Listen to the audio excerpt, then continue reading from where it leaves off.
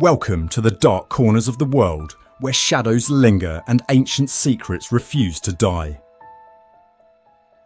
This is the Arthur Lord series. Stories of cursed artifacts, dark legacies, and a reluctant hero's battle against the forces of evil. Chapter 1: The Inheritance. Written, directed and produced for the Ghost Riders podcast by Michael Atencio. Copyright 2024.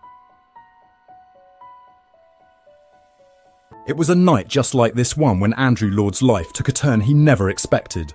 But it wasn't his own fate that changed first, it was his uncle's, and it began with a death. The mansion stood in darkness, its stone walls bathed in the pale light of a crescent moon. Inside, the corridors were silent, save for the faint ticking of a grandfather clock echoing through the hallways. In his study, Edward Lord, Andrew's uncle, sat at his desk. His brow furrowed in concentration as he pored over an ancient leather-bound journal. His hands moved with purpose, flipping through the brittle pages filled with cryptic symbols and notes scribbled in the margins. The weight of his task was heavy on his shoulders, but he knew the importance of his work. He had spent decades protecting the world from the dark forces that sought to destroy it, and tonight was no different. The journal in front of him held the final clue, one that would lead him to the next horcrux, a relic of unimaginable power that could bring about the end of times if it fell into the wrong hands. Edward's eyes flicked to the clock. Midnight was approaching. He had little time left. He reached for a quill, dipping it in ink and jotting down a final note in the journal. But as the quill touched the page, he heard it, a soft creak from the hallway, barely audible, but enough to send a chill down his spine. He wasn't alone. Edward's heart raced as he reached for the revolver hidden in the drawer of his desk. He had been prepared for this moment, knowing that others were hunting the same artifacts he had sworn to protect, but knowing it didn't make it any less terrifying.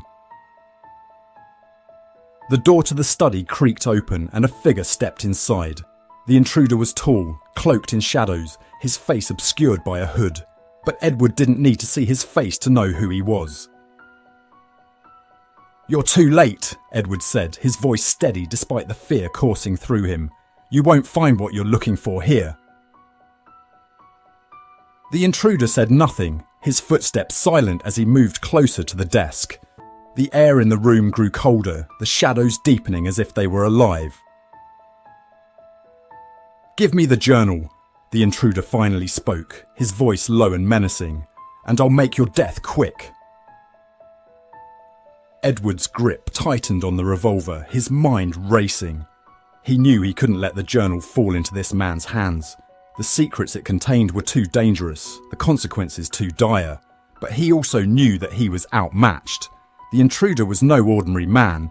He was a collector, someone who had dedicated his life to finding and using the horcruxes for his own twisted purposes. "You'll never get your hands on it," Edward said, his voice defiant. "Not while I'm alive." The intruder chuckled, a cold, mirthless sound that sent a shiver down Edward's spine. "Then you'll die protecting a secret no one will ever know," the intruder said, drawing a blade from beneath his cloak. Before Edward could react, the intruder lunged, the blade flashing in the dim light. Edward fired the revolver, but the shot went wide, the bullet embedding itself in the wall. The next moment, the intruder was upon him, the blade plunging into Edward's chest. Edward gasped, the pain searing through his body as he collapsed to the floor. The intruder stood over him, pulling the bloodied blade free and wiping it on his cloak. "The journal, old man," the intruder said, his voice cold and unfeeling. "Where is it?" Edward's vision blurred as the life drained from his body, but he managed a weak smile. He had hidden the journal before the intruder arrived, concealing it in a place where it would be safe until the right person found it. "You'll never find it," Edward whispered, his voice barely audible. "And even if you do, it won't save you." The intruder snarled in frustration, realising that Edward wasn't going to give up the information he needed. He searched the study, overturning books and papers, but the journal was nowhere to be found. "You think you've won, but I'll find it," the intruder said, standing over Edward's lifeless body. "And when I do, the world will burn." With those final words, the intruder disappeared into the shadows, leaving the mansion in silence once more. Chapter 2: The Vault. The next morning, Andrew Lord received the call that would change his life forever. His uncle was dead, murdered in his own home by an unknown assailant. The police had no leads, no suspects, and no motive. But Andrew knew better. He had always known that there was something strange about his uncle, something that went beyond the eccentricities of a wealthy old man. Now he was about to discover just how deep those mysteries ran. Andrew had only one thought as he approached the iron gates of the mansion. He wanted to sell everything and leave this life behind. But fate, it seemed, had other plans. Andrew's car rolled to a slow stop just outside the iron gates, the engine idling softly as he sat behind the wheel, staring out at the mansion beyond. It was as if the house was waiting for him, its dark, brooding silhouette standing against the twilight sky. The setting sun cast long shadows across the grounds, turning the overgrown gardens into a tangle of darkness. Andrew sighed heavily, his breath fogging up the windshield. He'd spent the last decade of his life trying to forget this place, trying to forget the man who had haunted his childhood with his strange tales and cryptic warnings. But now, here he was, drawn back to the one place he never wanted to see again. The mansion was a relic from another time, built in the early 1800s by some long-forgotten ancestor. Its stone walls were covered in ivy and its windows were dark and lifeless, like the hollow eyes of a skull. The air around it was thick with the scent of decay, as if the house itself was slowly rotting from within. Andrew reached for the ignition, his hand hovering over the key. Every instinct in his body screamed at him to turn around, to leave this place behind and never look back. But he knew he couldn't. Not now, not after everything that had happened. With a resigned sigh, he turned off the engine and stepped out of the car. The gravel crunched under his boots as he made his way to the gates, the old iron creaking as he pushed them open. The path to the mansion was overgrown with weeds, the once pristine cobblestones cracked and uneven. It was clear that no one had cared for the place in years.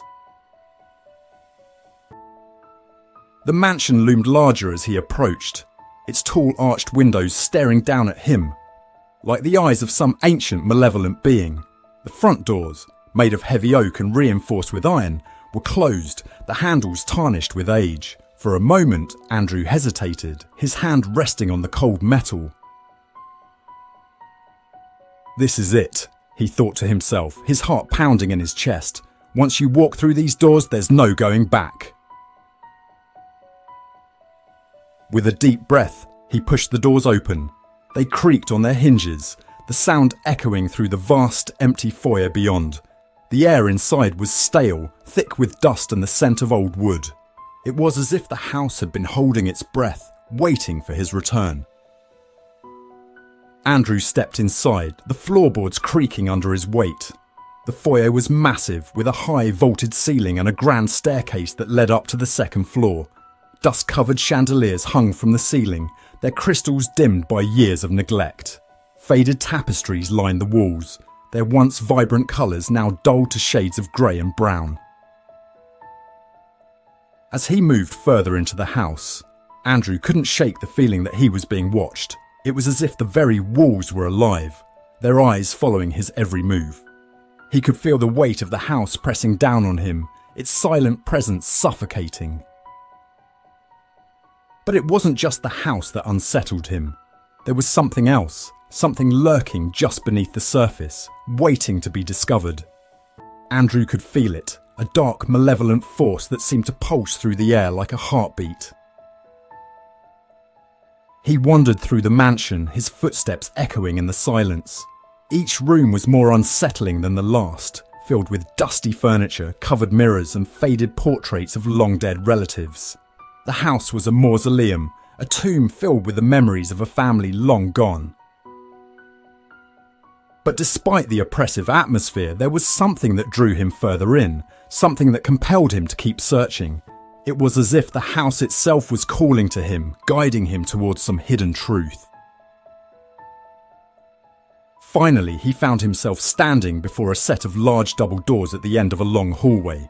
The doors were ornate, carved with intricate patterns that seemed to twist and shift in the dim light. A heavy brass knocker in the shape of a serpent's head adorned the centre, its eyes gleaming with a sinister light. Andrew reached for the handle, his hand trembling slightly. He hesitated for only a moment before pushing the doors open. The room beyond was a study, filled with bookshelves that lined the walls from floor to ceiling. The air was thick with the scent of old paper and leather, the faint glow of the setting sun filtering through the heavy curtains. A large wooden desk sat in the centre of the room, piled high with papers and leather-bound books. But what caught Andrew's eye was the journal lying open on the desk, its pages filled with his uncle's spidery handwriting. He approached the desk slowly, his heart pounding in his chest. The journal's words were cryptic, full of references to cursed artifacts, dark forces, and a vault, hidden somewhere within the mansion. But one passage stood out, sending a chill down Andrew's spine. "To my heir, if you are reading this, then my time has come, and the burden now falls to you. The world is more dangerous than you know, filled with objects that should never see the light of day. Protect them, hide them, destroy them if you must, but never, never let them fall into the wrong hands. Our family's legacy depends on it." Andrew stared at the page, his mind racing. What had his uncle been involved in? And why was he, of all people, being dragged into it? Before he could ponder further, the silence of the house was broken by a soft knock on the study door, followed by the creak of hinges as it slowly opened. An elderly man stepped into the room, his presence as commanding as the mansion itself. He was tall and thin, with a shock of white hair and a cane that tapped rhythmically on the floor as he walked. His sharp blue eyes, however, were anything but frail. They pierced through the dim light, locking onto Andrew with a knowing gaze. "I'm James, an old friend of your uncle's. I've been waiting for you." James's voice was deep and steady, with a hint of something Andrew couldn't quite place. Perhaps it was sadness, or maybe it was fear. Andrew stepped back instinctively, his eyes narrowing as he tried to make sense of the man before him. "Who are you? And what are you doing here?"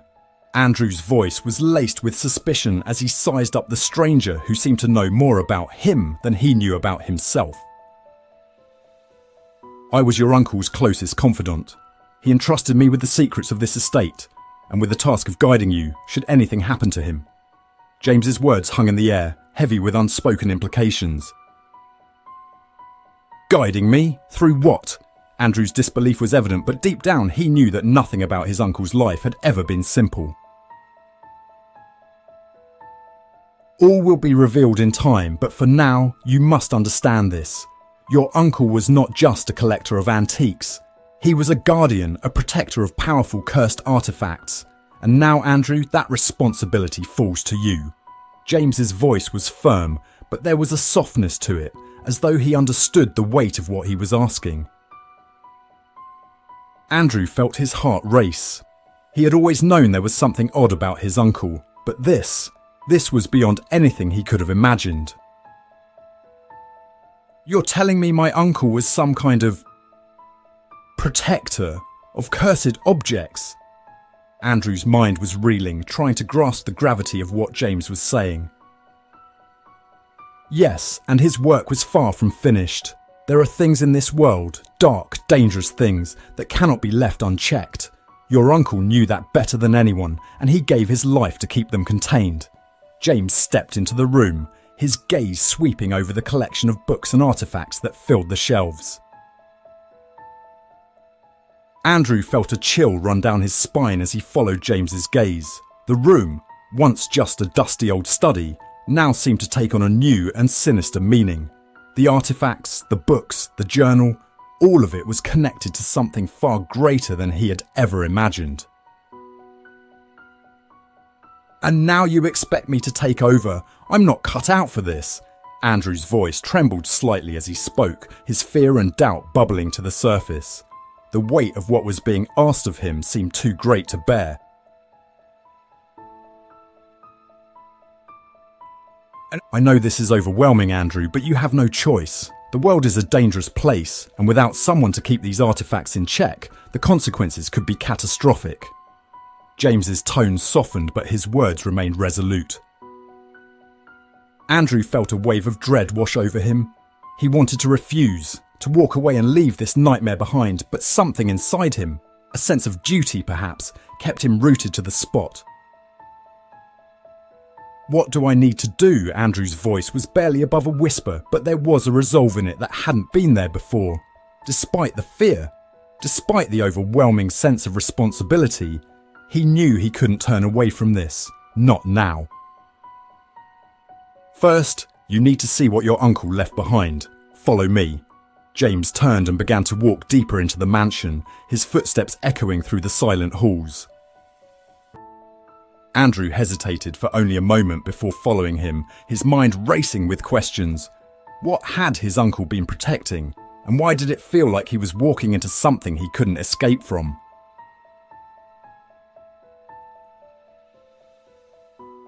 The murder of his uncle had left Andrew Lord reeling, but the discovery of his uncle's journal had only deepened the mystery.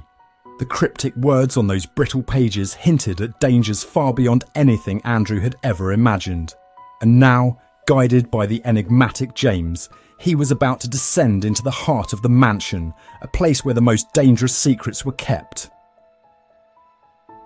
Andrew followed James down a narrow corridor that seemed to stretch on forever. The walls were lined with faded portraits, their eyes following him as he walked.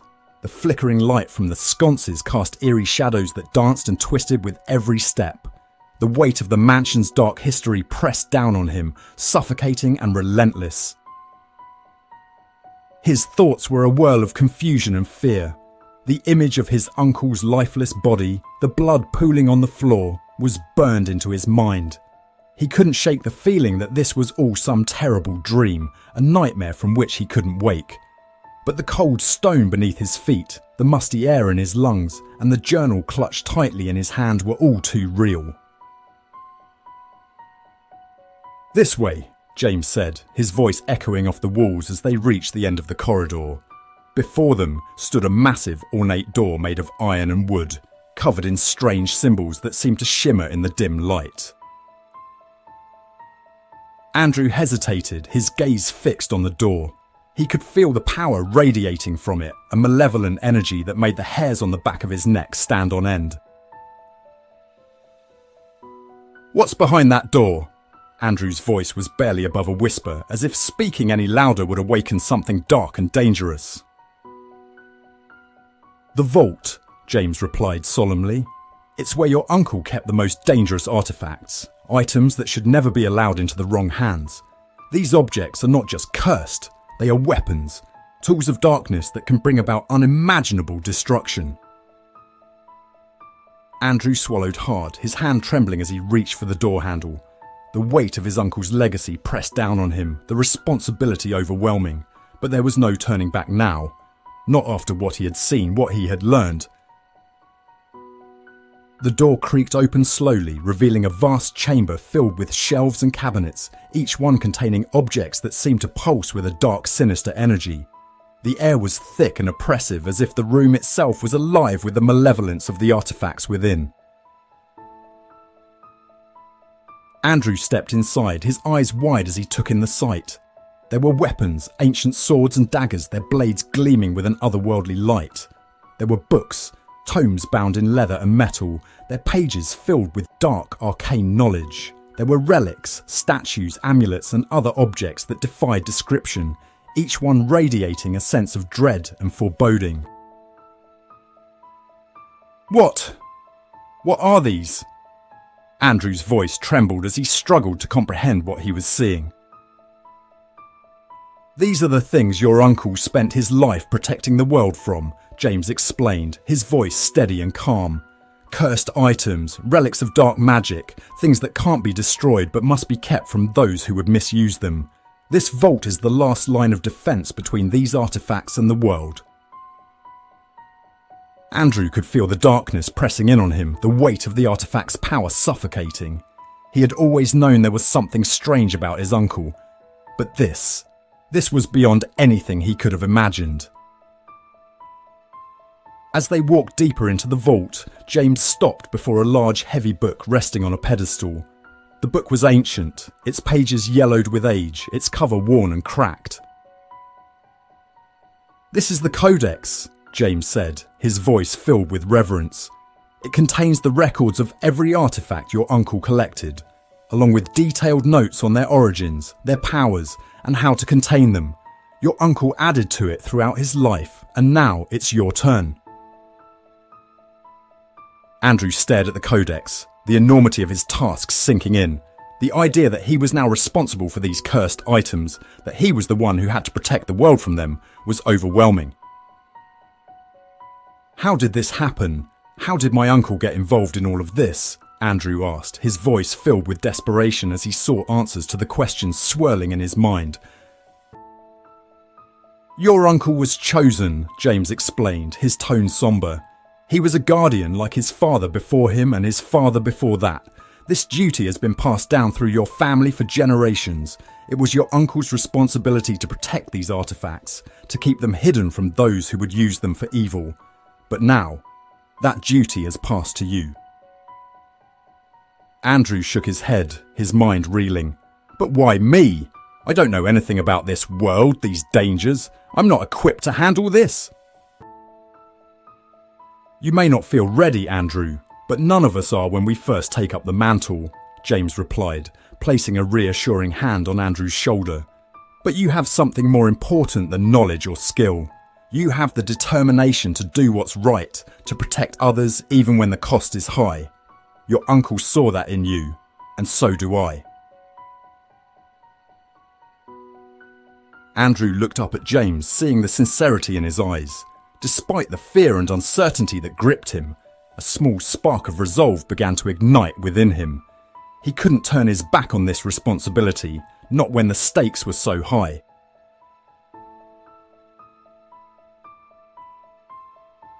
"What do I need to do?" Andrew asked, his voice steady despite the turmoil within. "There's something you need to understand first," James said, leading Andrew to a smaller, heavily fortified section of the vault. "Your uncle was working to track down something far more dangerous than anything else in this vault, a collection of items known as horcruxes. These are no ordinary cursed objects. They are relics of unimaginable power, capable of bringing about the end of the world if they fall into the wrong hands." Andrew felt a chill run down his spine as he listened to James's words. "End of the world? Are you serious?" Andrew's voice cracked slightly as he tried to process what James was telling him. "Deadly serious," James replied, his expression grim. "Your uncle was close to finding the next one, but he didn't have time to finish the job. That's where you come in. We must find the next horcrux and destroy it before others do." "Others? You mean the person who killed my uncle?" Andrew's heart pounded with a mix of fear and anger. "Yes," James said, his voice darkening. "The person who murdered your uncle is part of a larger network of collectors and dark entities who seek to use the horcruxes to bring about Armageddon. They won't stop until they have all the pieces, and if they succeed, the consequences will be catastrophic." Andrew clenched his fists, the image of his uncle's lifeless body flashing through his mind. "So what do we do? Where do we start?" "We start with the journal," James said, leading Andrew back to the main chamber of the vault. "Your uncle left clues in his notes, locations, symbols, ancient texts. We need to decipher them to find the next horcrux. But be prepared, Andrew. This won't be easy. The path ahead is dangerous and the stakes couldn't be higher." Andrew nodded, the weight of his responsibility sinking in. He didn't know what lay ahead, but one thing was clear. He couldn't walk away from this. Not now. Chapter 2: The Vault. Chapter 3: The First Hunt. As James began to explain the details of their mission, Andrew felt a surge of determination. The fear and doubt were still there, lurking in the corners of his mind, but they were overshadowed by a growing resolve. He had to do this, not just for his uncle, but for the world. James handed Andrew a set of maps and documents, the clues they would need to follow in order to track down the next horcrux. The papers were old and worn, filled with cryptic symbols and references to ancient texts that Andrew could barely decipher. "We'll start with these," James said, his tone resolute. "But remember, Andrew, we're not the only ones searching for these artifacts. We'll need to be quick, cautious, and prepared for anything." Andrew studied the documents, his mind racing as he tried to piece together the puzzle. The journey ahead was fraught with danger, but he knew he couldn't do it alone. He looked to James, seeing the determination in the older man's eyes, and felt a surge of gratitude. He wasn't alone in this. Together, they would continue his uncle's work and protect the world from the darkness that threatened to consume it. "Let's get started," Andrew said, his voice filled with resolve. As they made their way back through the mansion, Andrew couldn't help but feel a sense of dread. The journey had only just begun, and already the weight of it was pressing down on him. The fear, the doubt, the responsibility, it was all too much, but he knew he couldn't walk away from it, not now. Chapter 3: The First Hunt.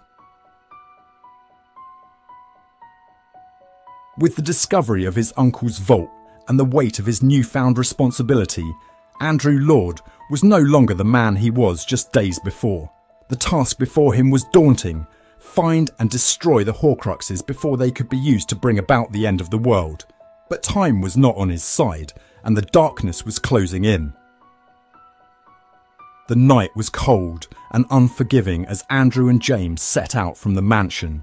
The maps and documents they had gathered were tucked safely in Andrew's backpack, the weight of them pressing into his shoulders with every step.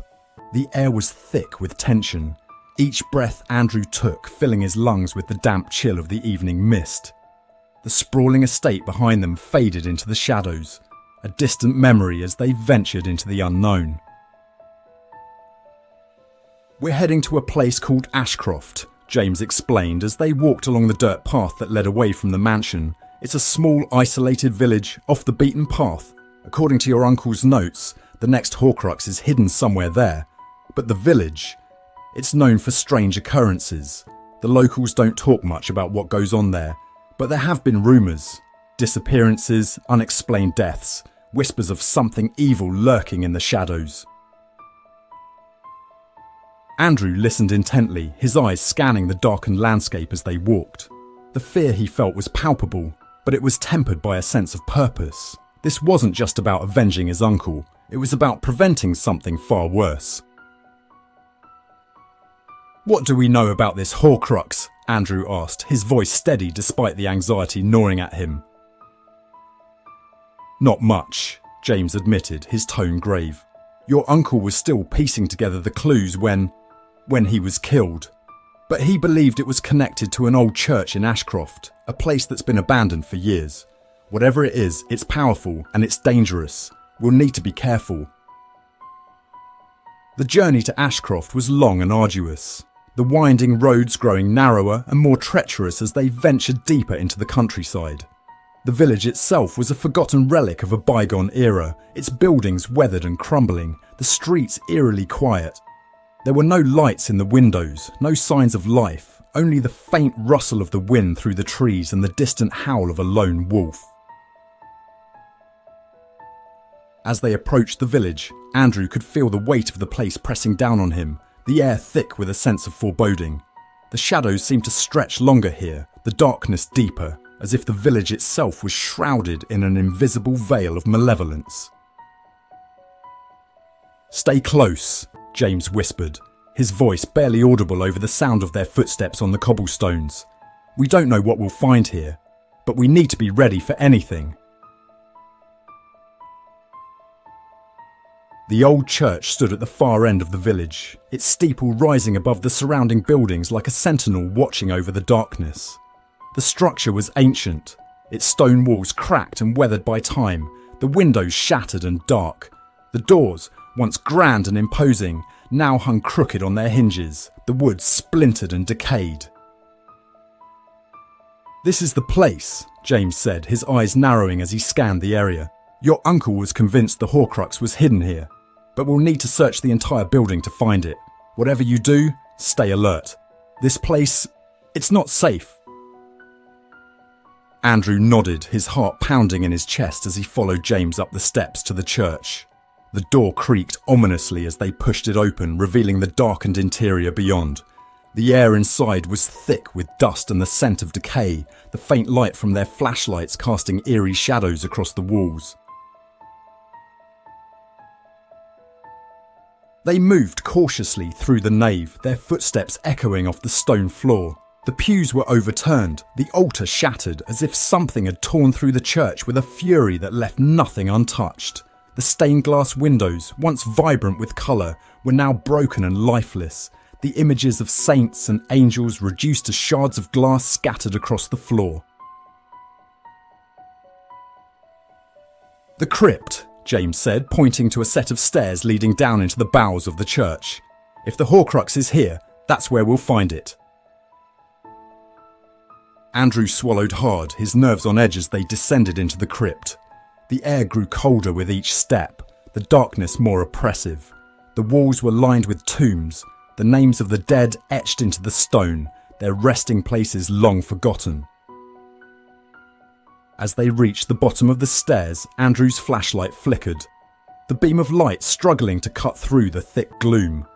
There was something down here, something ancient and powerful, a presence that made the hair on the back of his neck stand on end. "Over there," James whispered, his voice tense as he pointed to a large ornate sarcophagus at the far end of the crypt. "That's it, the horcrux is inside." Andrew's breath caught in his throat as they approached the sarcophagus. The lid was engraved with intricate symbols and runes, the meaning of which was lost to time, but the energy radiating from it was unmistakable, dark, malevolent, and filled with a power that seemed to pulse with life. "We need to open it," James said, his voice steady despite the fear in his eyes. "But be ready. We don't know what we're dealing with." Andrew nodded, his hands trembling as he placed them on the edge of the lid. Together they pushed it aside, the stone grinding against stone as the lid slid open, revealing the contents within. Inside the sarcophagus was a small, ornate box, its surface covered in the same symbols as the lid. The box was old, its wood darkened with age, but it was intact, its lock still secure. "This is it," James said, his voice filled with a mix of awe and dread. "The horcrux. We need to destroy it." But before they could act, a sudden sound echoed through the crypt, a low guttural growl that seemed to come from everywhere at once. Andrew's heart leaped into his throat as he spun around, his flashlight beam dancing wildly across the walls. "We're not alone," James hissed, drawing a small silver dagger from his coat. "Get ready. Whatever it is, it's coming for us." The growling grew louder, closer, until it was deafening. The shadows around them seemed to come alive, twisting and writhing as if something was moving within them, and then, out of the darkness, it emerged. A creature, twisted and deformed, its skin mottled and decayed, crawled out from the shadows. Its eyes glowed with an unnatural light, its mouth twisted into a snarl, revealing rows of jagged, broken teeth. It was a thing of nightmares, a beast that shouldn't exist in the waking world. Andrew's blood ran cold as the creature lunged at them, its claws extended, its mouth open in a scream that echoed through the crypt. He barely had time to react, stumbling backward as the beast charged forward. "Hold it off," James shouted, raising the dagger in defence. "I'll deal with the horcrux." Andrew scrambled to his feet, his mind racing as he searched for something, anything to use as a weapon. His hands closed around a heavy iron candelabra and he swung it with all his might as the creature lunged at him again. The impact sent the beast reeling, but it wasn't enough to stop it. The creature roared in anger, its eyes burning with fury as it regrouped, preparing to strike again. But before it could attack, a flash of light filled the crypt, blinding in its intensity. The creature howled in pain, recoiling as the light grew brighter, burning away the shadows. When the light faded, the creature was gone, reduced to nothing more than ash and smoke. Andrew blinked in disbelief, his heart pounding in his chest as he turned to see James standing over the open box, the horcrux destroyed. "It's done," James said, his voice weary but triumphant. "The horcrux is destroyed, but this is just the beginning." Andrew nodded, his mind still reeling from the encounter. The reality of what they had just faced, what they had just done, was almost too much to process.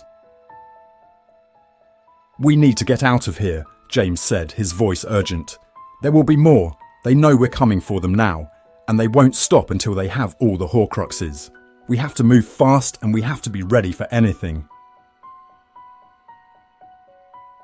As they made their way out of the church and back into the cold night air, Andrew couldn't shake the feeling of dread that clung to him. The darkness was closing in, the stakes higher than ever before, but for the first time since this nightmare began, he felt a flicker of hope. They had succeeded, this time, but there were more horcruxes out there, more dangers to face, and the journey ahead would be long and perilous. As they reached the edge of the village, Andrew glanced back at the church, its steeple silhouetted against the night sky. This was just the beginning, a single step in a journey that would take them to the farthest corners of the earth, facing dangers that defied imagination. But he wasn't alone. With James by his side, they would continue the fight, destroying the horcruxes one by one until the threat was gone for good.